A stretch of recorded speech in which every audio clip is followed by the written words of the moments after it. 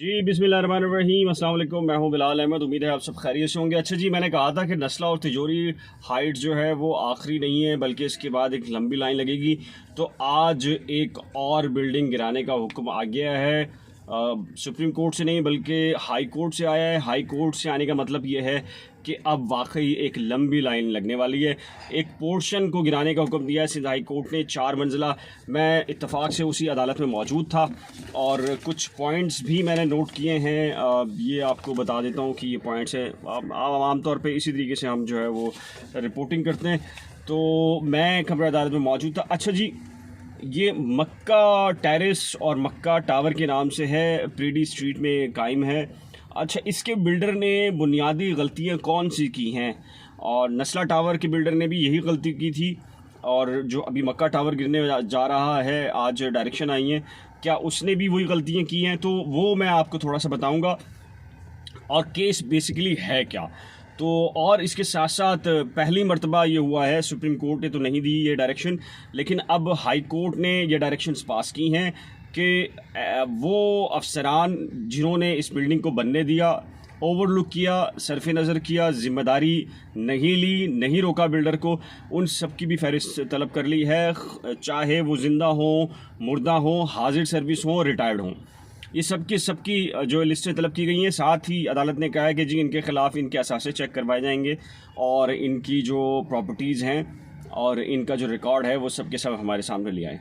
अच्छा जी, ये मैं बता देता हूँ कि जी जस्टिस ज़फ़र अहमद राजपूत और जस्टिस फैसल कमाल आलम पर मुश्तमिल ये 2 रुकनी बेंच था। उसमें 13 नंबर पे ये केस लगा हुआ था सिंध हाई कोर्ट में आज।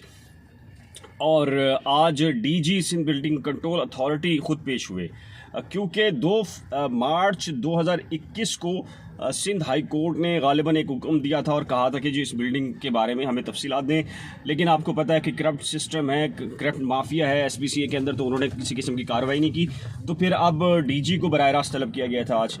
तो जैसे ही अदालत में डीजी साहब आए तो जस्टिस ज़फ़र अहमद राजपूत ने उन्हें मुखातिब करते हुए कहा कि आपकी जो कारकर्दगी है इदारे की, वो नील बटा नील, यानी कि सिफर कारकर्दगी है। हम ऑर्डर देते हैं, अमल ही नहीं करते, इसलिए आपको आज लाइन हाजिर कर लिया और आज आप यहाँ पर खड़े हुए। और अगर आप भी अमल नहीं करेंगे तो आपके खिलाफ सख्त एक्शन होगा।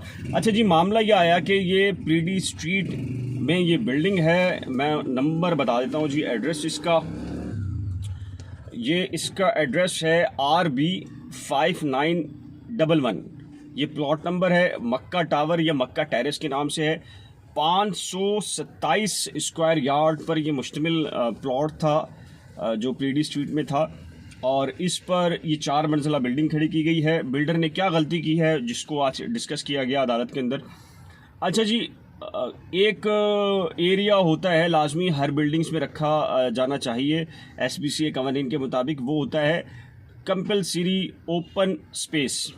यानी कि हर बिल्डिंग में कंपलसरी ओपन स्पेस होना लाजिम है, यानी कि जो ओपन स्पेस का एरिया, खुला एरिया है, उसकी शर्त लाजमी है। वो हर बिल्डर को, हर घर को, हर इमारत को बनाते हुए वो स्पेस आपको रखना होता है। अच्छा जी, बिल्डर ने क्या किया, जो 527 स्क्वायर यार्ड अपना प्लॉट था वो ओपन स्पेस मिलाया, और जी जैसे कराची के अंदर चल रहा है, उन्होंने जी एक नई बिल्डिंग खड़ी कर ली इजाफे के साथ। 20% एरिया ओपन स्पेस एरिया था, और जितना एरिया ओपन स्पेस का होता है उसको 100% एक्वायर करके वो बिल्डिंग खड़ी कर दी।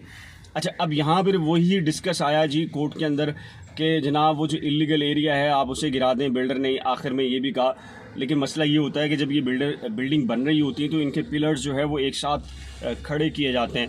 तो यहाँ भी वही डिस्कस हुआ। बिल्डर ने कहा कि अच्छा जी, आप हमें सिर्फ ये मौका दे दें कि जी जितना मुतनाज़ा एरिया है वो आप ख़त्म कर दें और उसके बाद जो है वो बाकी बिल्डिंग रहने दें। तो अदालत ने भी कहा, लेकिन जो कि SBCA के हुकाम थे और माहिरीन थे, उनका ये कहना था कि जी ये पिलर्स चूँकि एक साथ हैं, और अगर ये पिलर गिरेंगे तो इसका मतलब है पूरी की पूरी बिल्डिंग मुतासिर होगी, फिर डेंजरस हो जाएगी और वो फिर किसी के लिए नुकसानदेह हो सकती है। तो फिर अदालत ने कहा कि जी अच्छा इसको गिरा दे। और जो मज़े की और जो अब लोग समझ रहे थे और जो चाह रहे थे, आम शहरियों की तरफ से भी सवाल था, मुझसे भी लोग सवाल करते हैं जब मैं कोर्ट में होता हूँ या बाहर होता हूँ, कि जी जो लोग ज़िम्मेदार हैं, जिन्होंने इनकी अलॉटमेंट दी, SBCA के लोग, KDA के लोग, उन पर क्यों हाथ नहीं डाला जाता। ये बड़ा इंपॉर्टेंट सवाल है और हर दूसरा आदमी कर रहा होता है और जायज़ सवाल है। मेरा खुद का ये सवाल रहता है। अब ये हुआ है कि जी इसमें जितना यानी कि डे 1 से लेकर और बिल्डिंग की इमारत खड़े रहने तक यानी कि आज तक उस पीडी स्ट्रीट के इलाके से मुतल्लिका जो एसपीसी के जितने अफसरान हैं उन सब की लिस्ट जो है वो सिंध हाई कोर्ट ने तलब की है। कहा है कि चाहे वो ऑफिसर मर गया हो, रिटायर्ड हो, हाजिर सर्विस हो, जिंदा हो, हमें एक एक ऑफिसर की जो रिपोर्ट दें कौन कौन था, एक हफ्ते में कार्रवाई करें डीजी साहब, और ये कार्रवाई करके आप ये रिपोर्ट जो है वो एक हफ्ते के अंदर अंदर पेश करेंगे। उसके साथ ये भी कह दिया है जस्टिस ज़फ़र अहमद राजपूत ने कि जी हम सब के ख़िलाफ़ इंक्वायरी करेंगे, इनके असासे चेक करवाएंगे, इनकी जायदादें चेक करवाएंगे। इसके साथ ही अगर मामला नहीं रुका तो फिर नैब को ये सारे के सारे ऑफिसर्स हैं एसपीसी के, उनके ख़िलाफ़ कार्रवाई के लिए हुक्म दे देंगे।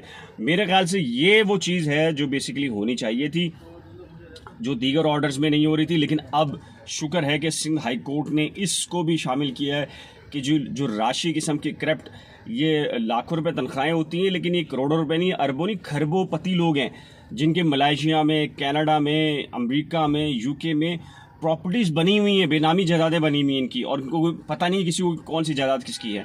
तो अब ये सिंध हाई कोर्ट का ऑर्डर आया है। ये पीडी स्ट्रीट है, मैं एक दोबारा से बता देता हूँ, मक्का टावर या मक्का टेरेस के दोनों के नाम से ये बिल्डिंग पुकारी जाती है।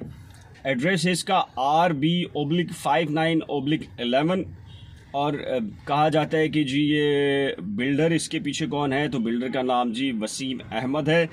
इसमें दरख्वास्त गुजार फरहान थे और उनकी खातून वकील थी बुशरा शाह, जिन्होंने इस केस को फ़ाइट किया है। अब अदालत ने ये तमाम तर तफसीलात उनसे तलब की हैं। अब देखना ये है कि 1 महीने का जो टाइम दिया गया है उसके बाद क्या होगा। जैसी कोई नई अपडेट आएगी तो मैं इंशाल्लाह आपको बताऊंगा।